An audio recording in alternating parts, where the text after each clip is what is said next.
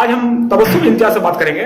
ये तबस्सुम इम्तियाज एक ऐसी बच्ची है जो मदरसा में 10वीं जमात में अव्वल मकाम हासिल की थी 737 नंबर के साथ। ये तबस्सुम इम्तियाज उस बच्ची के हौसला अफजाई के मकसद से हम लोग उसके वहां पहुंचे थे और बच्ची इस इम्तिहान में ये जो नुमाया नंबर हासिल किए, नुमाया पोजीशन हासिल की है, इस मौजू पे हम उससे बात करेंगे।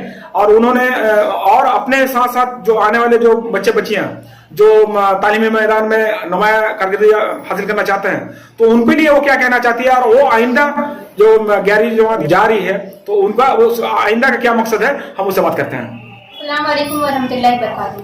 मेरा नाम तबस्सुम इम्तियाज है और इस साल मैंने 10th क्लास का एग्जाम पास किया है और अव्वल मुकाम हासिल किया 737 नंबर के साथ। मेरे इस कारकर्दगी के लिए मेरे उस्ताद, ट्यूशन टीचर्स, गार्जियन और कमेटी का बहुत बड़ा रोल रहा है। ये नुमाया नंबर हासिल हुआ, क्या महसूस कर रही हो? मुझे बहुत खुशी हो रही है कि मैंने एग्जाम में इतना अच्छा नंबर हासिल किया है। मैं डेली पढ़ाई करती थी, मतलब कोशिश करती थी किसी दिन भी मिस ना हो और डेली कंसिस्टेंसी के साथ पढ़ती थी और रिजल्ट अच्छा हुआ है। तो इस जो मुशक्कत भरी जो तालीमी जो वक्त रहा है उसमें कुछ शेयर करोगे, किस तरह से कैसे एक्सपेंड किया उसको? मतलब कभी ऐसा होता था कि कभी मोटिवेशन रहता था, कभी नहीं रहता था, लेकिन कंसिस्टेंसी ब्रेक नहीं होता था मेरा। हर रोज 2 घंटा 5 घंटा या कभी और ज्यादा भी हो जाता था, लेकिन हर रोज पढ़ती थी।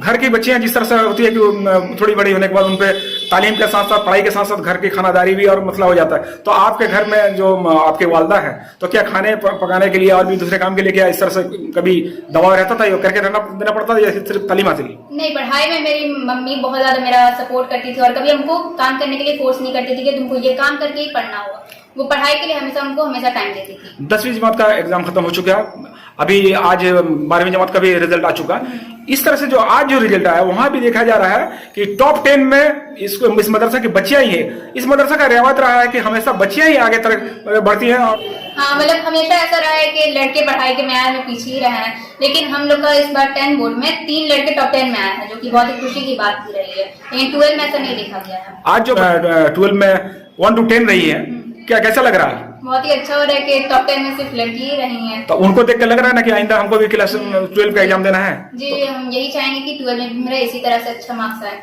और 12 में भी हम टॉप करें। तो उसके लिए किस तरह की तैयारी अभी से चल रही है? उसके लिए मेरी पढ़ाई स्टार्ट हो चुकी है। मैंने L1 में साइंस लिया है, PCM, और मैंने पढ़ाई स्टार्ट कर चुकी है 1 महीने पहले से। अपने पीछे जो क्लास 8वीं 9वीं में जो बच्चियां हैं जो आला तालीम हासिल करना चाहती हूँ, उनको क्या बोलना होगा?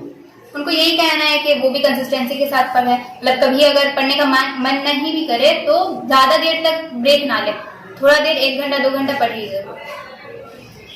अस्सलाम वालेकुम, मेरा नाम मोहम्मद इम्तियाज है। बहुत फख्र हो रही है, बहुत खुशी भी हो रही है, मेरे बच्ची नुमाया नंबर से पास हुई है। आज HS एग्जाम का नतीजा आया है और सुबह से जिस तरह से देखा जा रहा है कि बांग्ला मीडियम स्कूलों के अलावा उर्दू मीडियम स्कूलों के भी कारकर्दगी नहायत ही काबिल फख्र है। और हमेशा की तरह एक बात करें मासबड़िया है मदरसा की, तो हमारे इस मदरसा की बच्चियां ही हमेशा अव्वल मकाम हासिल करती हैं। 10 का एग्जाम हो या 12 का हो, हमेशा से बच्चियां अव्वल रहती हैं। ऐसा नहीं है कि बच्चे उसमें बेहतर कारकर्दगी पेश नहीं करते हैं, बच्चों का भी किरदार रहता है। लेकिन आज जो एग्जाम का नतीजा सामने आया है HS का, इसमें 1 to 10 बच्चे ही हैं। आज हम इस बच्ची से बात करेंगे जो 467 नंबर के साथ नुमाया कारकर्दगी हासिल की है और इस मदरसा में अव्वल मकाम हासिल की है। हम बात करेंगे सानिया आफरीन से। अस्सलाम वालेकुम, मैं सानिया आफरीन बिनते सरफुद्दीन।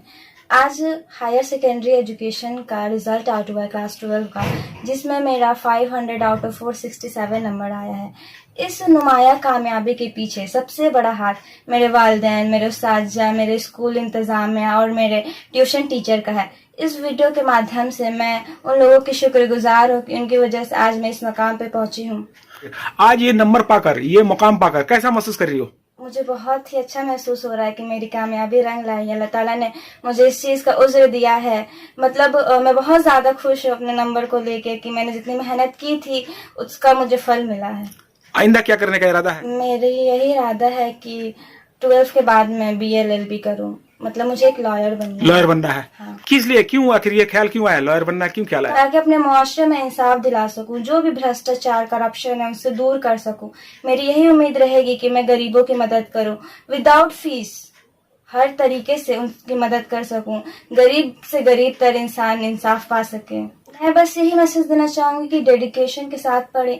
जिस चीज को आप पढ़ रही हैं उसको प्यार के साथ पढ़े। जब आप किसी चीज से मोहब्बत करती हैं तो आप उसे सबसे अच्छी तरीके से कर पाती हैं। जिस तरीके से मैंने अपना हर चीज सेक्रीफाइस करके आज मैं इस मुकाम पे पहुंची हूँ, तो मैं अपने आइंदा बच्चे से यही कहना चाहूंगी कि आप लोग भी एकदम अच्छे से पढ़िए, लोग अच्छे से कोचिंग करिए, लोग ट्यूशन पढ़िए, लोग स्कूल में पढ़िए, लोग स्कूल में भी बहुत अच्छी पढ़ाई होती है। तो मैं बस यही चाहूंगी कि आप लोग अच्छे से पढ़िए, लोग क्वेश्चन सॉल्व करिए, लोग हर तरीके से इंटरनेट AI का फायदा उठाइए। नहीं, मेरे घर में शुरू से यही मेरे पापा मेरी अम्मी ने माहौल दिया कि बस तुम्हें पढ़ना है।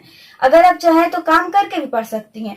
ये कोई बहाना बनाने की जरूरत नहीं है कि मैं काम करती हूँ तो नहीं पढ़ सकती, ये बिल्कुल गलत है।